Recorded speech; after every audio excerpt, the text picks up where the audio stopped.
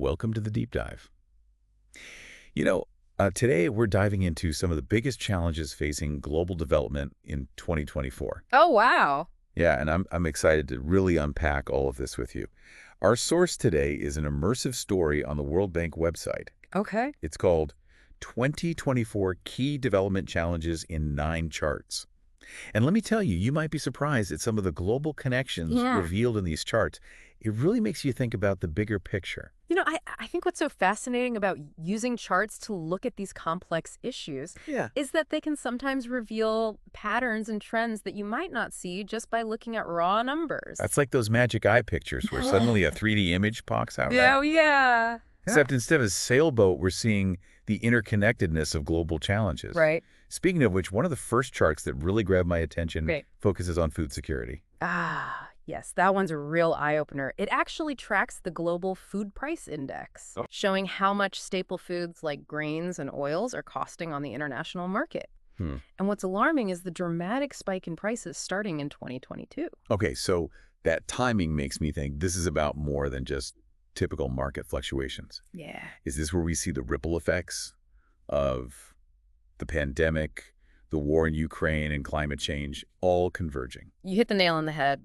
The pandemic, of course, threw global supply chains into disarray. Right. Then the war in Ukraine, a major grain exporter, sent shockwaves through the market. Right. On top of that, we have climate change increasingly disrupting agricultural yields. Oh, wow. It's a perfect storm pushing up food prices. And I'm guessing this isn't just about numbers on a chart. Right. This has real-world consequences for people's lives. Absolutely. It's pushing millions more people into hunger, especially in regions that were already struggling with food insecurity. So what can be done? Is there any way to build more resilient food systems Well, that can withstand these kinds of shocks? Well, it's not a simple fix, Yeah. but there are some promising approaches. Some countries are diversifying their food sources, so they're not so reliant on imports. Right. Others are investing in climate-smart agriculture, developing drought-resistant crops, and improving irrigation systems. It sounds like a combination of global cooperation and local ingenuity is going to be key here. Yes. Now, looking at another chart in this World Bank report, Okay. we see the issue of poverty and shared prosperity. Hmm. What's the story this chart is telling us? Well, for decades, we've seen a decline in the number of people living in extreme poverty, which the World Bank defines as living on less than $2.15 a day. Okay. But as you might have guessed, the pandemic dealt a major blow to this progress. So all those gains we were making wiped out. That's Yeah. heartbreaking. It was a significant setback. Millions were pushed back into poverty. Yeah. And if we look closer at the data, Okay. what's particularly concerning is that progress had already been stalling even before the pandemic hit certain regions. This suggests deeper systemic issues are at play. Okay, so we're not just talking about a temporary setback. No. We're talking about a need to rethink our approaches to poverty reduction. Yes. Looking at the chart, is it possible to see where those deeper systemic issues are most pronounced? Yes. The chart highlights that sub-Saharan Africa in particular is facing the most severe challenges. Okay. Poverty rates there remain stubbornly high. This makes me think about the concept of social safety nets, Yes. which you mentioned earlier. Could you explain a bit more about what those are and how effective they are in different contexts? Of course. Social safety nets are essentially programs designed to provide a buffer for people during times of crisis. They can include things like cash transfers, food assistance, Yeah. and unemployment benefits, and their effectiveness really varies depending on how well they're designed and implemented. So a one-size-fits-all approach probably isn't going to cut it. Exactly. What works in one country or region might not be effective in another. It's about tailoring solutions to specific contexts and addressing the root causes of poverty, not just the symptoms. And I imagine factors like corruption and political instability can also play a role in undermining the effectiveness of these programs. Unfortunately, that's true. Good governance and strong institutions are crucial Yeah. for ensuring that resources reach the people who need them most. Right. But even in countries with relatively well-functioning systems, there are still challenges in reaching the most vulnerable populations. This all speaks to the complexity of development work, right? Right. It's not just about throwing money at a problem. Exactly. It's about understanding the nuances of each situation and designing interventions that are truly effective. Absolutely. And it requires collaboration between governments, organizations, and most importantly, the communities themselves. Yeah. Development can't be imposed from the outside. Yeah. It needs to be driven by local knowledge and ownership. This reminds me of something I read about community-based development projects, where local people are empowered to identify their own needs and solutions. That's a great example of a more participatory approach to development, Yeah. and there's growing evidence that these types of projects can be very successful. They tap into the knowledge and resilience of the people who are most affected by the challenges. It makes so much sense to involve the people who are closest to the problem in finding the solutions. Right. Okay, so we've got food security and poverty on our radar, Okay. and I think it's time to address the elephant in the room, climate change. Yeah. This next chart, if I'm not mistaken, Okay. paints a pretty stark picture of rising global temperatures. You're right. This one tracks the change in Earth's average temperature compared to pre-industrial levels Okay. and shows a clear upward trend Yeah. with the rate of warming accelerating significantly in recent decades. I'm guessing this isn't just about a few degrees warmer summers. Right. What are some of the specific challenges highlighted in the chart that are particularly concerning? Well, one thing that jumps out is the increasing frequency and intensity of extreme weather events. Yeah. Heat waves, droughts, floods, and storms. Yeah. These events are already having devastating impacts on communities and ecosystems around the world, Right. and they're only going to get worse if we don't take urgent action. And I'm guessing these impacts are going to be felt most acutely in developing countries, the ones that are least equipped to cope with these kinds of disasters. Exactly. Climate change acts as a threat multiplier, exacerbating existing inequalities and putting hard-won development gains at risk. Yeah. It's a vicious cycle. So building resilience to climate change isn't just about reducing emissions. Right. It's also about helping vulnerable countries adapt to the impacts that are already happening.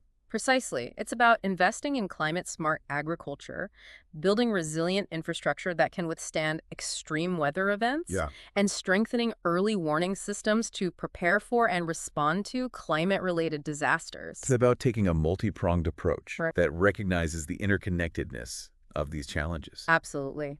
We can't address climate change in isolation from other development issues like poverty, food security, and health. Yeah. They're all intertwined. Speaking of health, I'm curious about this next chart that focuses on non-communicable diseases. Okay. I wouldn't have necessarily put that at the top of my list of global development challenges, but I'm ready to be surprised.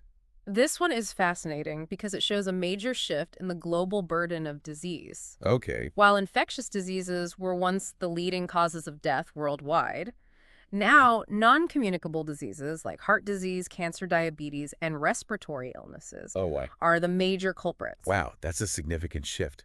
Does this mean we've made such great progress on infectious diseases Raw. that now other health issues are taking center stage? They're partly due to progress in combating infectious diseases, Right. but it's also a result of increasing life expectancy and changing lifestyles. As people live longer, they're more likely to develop these chronic conditions. So in a way, it's a sign of progress. Yes, But it also presents a whole new set of challenges for healthcare systems, especially in developing countries. absolutely. These chronic conditions often require long-term care and management, which can strain already limited resources. Yeah. And as we were discussing earlier, poverty and lack of access to healthcare can exacerbate these problems. It's all connected. Yes. So addressing non-communicable diseases requires a holistic approach that tackles the social determinants of health as well as the medical aspect. Exactly. It's about promoting healthy lifestyles, improving access to affordable healthcare, Right. and addressing underlying issues like poverty and inequality. Okay, I'm seeing a theme here. Mm. Interconnectedness. Yeah. It seems like every challenge we've looked at is linked to several others, Right. forming a complex web of global issues. You're absolutely right. And that's why it's so important to take a systems thinking approach to development. We can't address these challenges in isolation. Right. We need to understand how they interact and influence each other. It's like untangling a giant knot. You can't just pull on one strand. Right. You have to carefully loosen and adjust multiple strands to make progress. Exactly. But before we get too tangled up in this web of global challenges, Yeah. welcome back to the deep dive. Before the break, we were talking about the interconnected nature of global challenges. Yeah. How issues like poverty, food security, Right. climate change, and health are all intertwined. Exactly. It's a lot to process. Yeah. But the good news is that there are people and organizations working on solutions. Absolutely. It's a pretty innovative ones at that. Absolutely. And what I find so encouraging is that many of these solutions are not just addressing a single issue in isolation. Right. They're taking a more holistic approach, recognizing those interconnected links. Okay, so give us some examples. Mhm. What are some of the bright spots that are giving you hope? Well, one area where we're seeing real progress is in the shift toward renewable energy. Okay. The World Bank report highlights the rapid growth of solar and wind power, especially in developing countries, driven by declining costs and supportive policies. Right. This transition to cleaner energy is not only crucial for climate change mitigation, Yeah. but also for creating jobs and boosting local economies. So a win-win for the planet and the economy. I love it. And this is happening even in countries with limited resources. Yes, and that's what's so inspiring. Yeah. It's not just wealthy nations leading the way. Right. Countries like India and China are making huge investments in renewable energy, and we're seeing smaller nations, particularly in Africa, Okay. leapfrogging ahead with decentralized solar solutions. That's a great example of how embracing new technology can help address multiple challenges at once. Absolutely. It's not just about switching to cleaner energy sources. Right. It's about creating opportunities for economic growth and improving people's lives. Are there any other examples in the report that stand out in terms of innovation? There are so many. One that comes to mind is the increasing focus on data-driven development. Okay. Governments and organizations are using data more effectively to target interventions, track progress, and hold themselves accountable. This data revolution, as some call it, has the potential to transform the way we approach development, making it more efficient and impactful.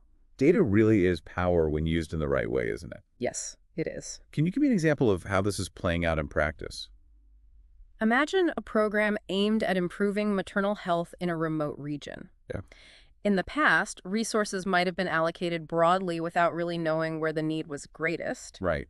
Now, using data on things like birth rates, access to health care, and maternal mortality, Okay. they can pinpoint specific communities that are most vulnerable and tailor interventions to their unique needs. That makes so much sense. Yeah. It's about moving from a one-size-fits-all approach to a more targeted, data-driven strategy. Right. Using a GPS to navigate development challenges. Yeah, Making sure you're on the most efficient route to reach your destination. that's a great analogy. And speaking of efficiency, Okay. there's another aspect of the data revolution that I find particularly exciting. Oh. It's the rise of what's called impact evaluation. Impact evaluation.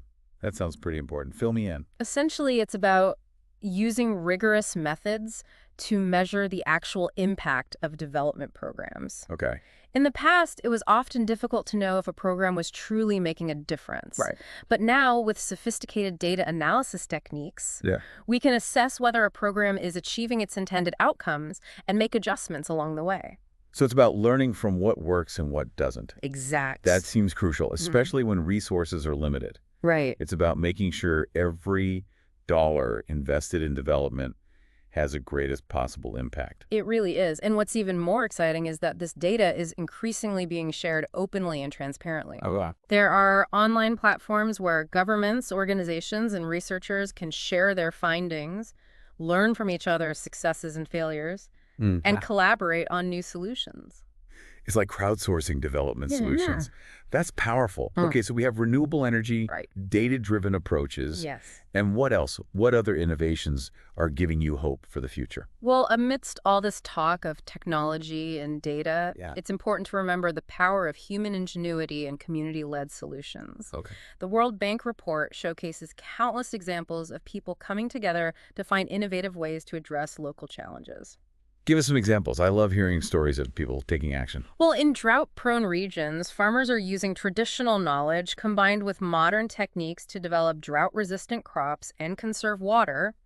In coastal communities facing rising sea levels, they're restoring mangrove forests to protect against erosion and storm surges. And in urban slums, residents are organizing themselves to improve sanitation, create green spaces, and build resilient communities. It sounds like there's a real groundswell of action happening at the grassroots level. There is. Driven by necessity, Yeah. but also by a sense of agency, a belief that they can make a difference. Exactly. And these bottom-up solutions are often the most effective and sustainable because they're tailored to the specific needs and context of the community.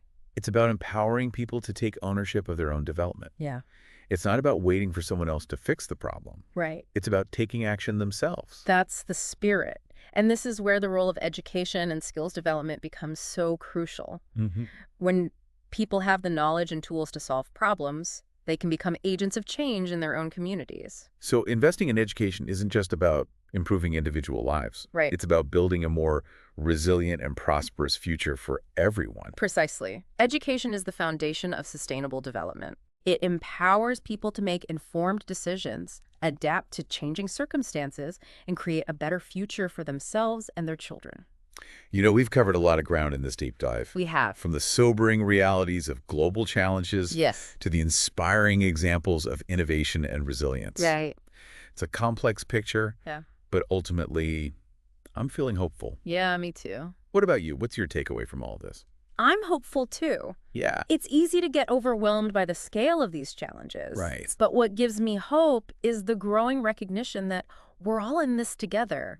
There's a growing movement of people and organizations working to create a more just and sustainable world. Yeah. And that collective action is what will ultimately make a difference. That brings us to the most important question. Okay. What can our listeners do to contribute to this movement? How can they be part of the solution, even in small ways? There's so much you can do. It starts with awareness. The more you understand these global challenges, the more likely you are to be engaged and take action. Right. So Seriously. keep learning, keep exploring, and keep asking questions. The World Bank report we've been discussing is a great place to start. Absolutely. It's called 2024 Key Development Challenges in 9 Charts, Right. and it's available on their website. Okay. I encourage everyone listening to check it out. And as you delve into the report, I challenge you to think about how these global challenges connect to your own life, your community, your work. Even small actions can make a difference, whether it's reducing your environmental footprint, supporting ethical businesses, Okay. or advocating for policies that promote sustainability and equity. It's about making conscious choices in our daily lives that align with our values and contribute to a better world. Absolutely. It's about recognizing that we're all interconnected, Yes, and our actions have ripple effects that extend far beyond ourselves. absolutely. And don't underestimate the power of your voice. Talk to your friends and family about these issues. Share what you're learning and encourage others to get involved. We can all be part of this movement for a more just and sustainable world. We can. Now, I know we've thrown a lot of information at you in this deep dive, Yeah. so we're going to take another quick break to let it all sink in. Okay. Welcome back to the deep dive. We've been on quite a journey today exploring some of the most pressing challenges facing global development in 2024. It has been quite a journey. From rising food prices and persistent poverty to the urgent threat of climate change. Yeah. It's clear that we're living in a complex and interconnected world. It is a complex world. But amidst these challenges, we've also uncovered some truly inspiring examples of innovation, resilience, and collective action. What's striking to me is the sheer ingenuity and determination we see around the globe. Yeah. Whether it's farmers adapting to drought communities, harnessing renewable energy, Yeah. or governments using data to drive smarter development. People are finding ways to create a more sustainable and just future. It's like a global wave of positive change is Yeah. building, and that's incredibly exciting. But I imagine there are still roadblocks and setbacks along the way. Oh, of course. What are some of the biggest hurdles we need to overcome to really accelerate progress on these global challenges? One of the biggest hurdles, honestly, is short-term thinking. Hmm. So often, decisions are made based on immediate political or economic gains Right. without considering the long-term consequences for people and the planet. Yeah. We need leaders who are willing to make bold choices today to ensure a better tomorrow. It's like we're playing a game of global chess. Oh, yeah. But some players are only focused on the next move, Right. while others are strategizing for the long game. Exactly. How do we shift that mindset to prioritize long-term sustainability over short-term gains? I think it starts with reframing the narrative. Okay. Instead of seeing sustainability as a burden or a cost, Right? we need to highlight the opportunities it presents. Mhm. Investing in renewable energy, for example, creates jobs, reduces pollution, and strengthens energy independence. It's about recognizing that sustainable development is not just the right thing to do. Absolutely. It's the smart thing to do. Yes. It's about creating a world where both people and the planet can thrive. I agree. And speaking of thriving, one thing that's been on my mind throughout this deep dive is the issue of inequality. Yeah. How do we ensure that the benefits of development are shared equitably, leaving no one behind? That's the million-dollar question, and there's no easy answer. Right? But I think a key part of the solution is to empower marginalized communities and give them a seat at the table. Okay. Development can't be imposed from the top down. Right. It needs to be driven by the people who are most affected by these challenges. It's about recognizing that everyone has a role to play, regardless of their background, income, or location. It is. It's about creating a world where everyone has the opportunity to reach their full potential. Precisely. And that's why education, particularly for girls and women, is so transformative. It empowers individuals, strengthens communities, and drives progress on so many fronts. This deep dive has really highlighted the interconnected nature of these challenges. It really has. But it's also shown that the solutions are interconnected too. Yes. Progress in one area often creates positive ripple effects in others. It's like a domino effect of positive change. Right. Investing in education, for example, can lead to better health outcomes, increased economic opportunities, Right. and greater resilience in the face of challenges. So what's the takeaway message you want our listeners to leave with today? Yeah. What can they do as individuals to contribute to a more sustainable and equitable future? First and foremost, stay curious and informed. Okay. The more you understand these global challenges, Right. the more empowered you'll be to act. Yeah. Read articles, listen to podcasts like this one, and engage in conversations about these issues. Knowledge is power, and it's the foundation for informed action. Absolutely. And don't underestimate the power of your everyday choices. Okay. The food you buy, the clothes you wear, the companies you support. All of these decisions have an impact. Yeah. Choose to support businesses that are committed to sustainability and ethical practices. Okay. Reduce your environmental footprint by conserving energy, minimizing waste, and choosing sustainable transportation options.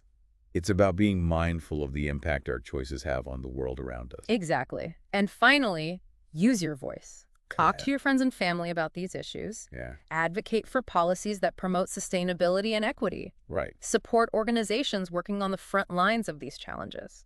Every action, no matter how small, contributes to the collective effort to create a better world. That's the beauty of it. Yeah. We're all in this together, and together we can make a difference. What a perfect note to end on. Thanks for joining us on this deep dive into the world of global development. My pleasure. It's been a fascinating and thought-provoking journey. It has. And remember, even though the challenges are great, so is our capacity for innovation, compassion, and collective action. Until next time, keep learning, keep exploring, and keep making a difference.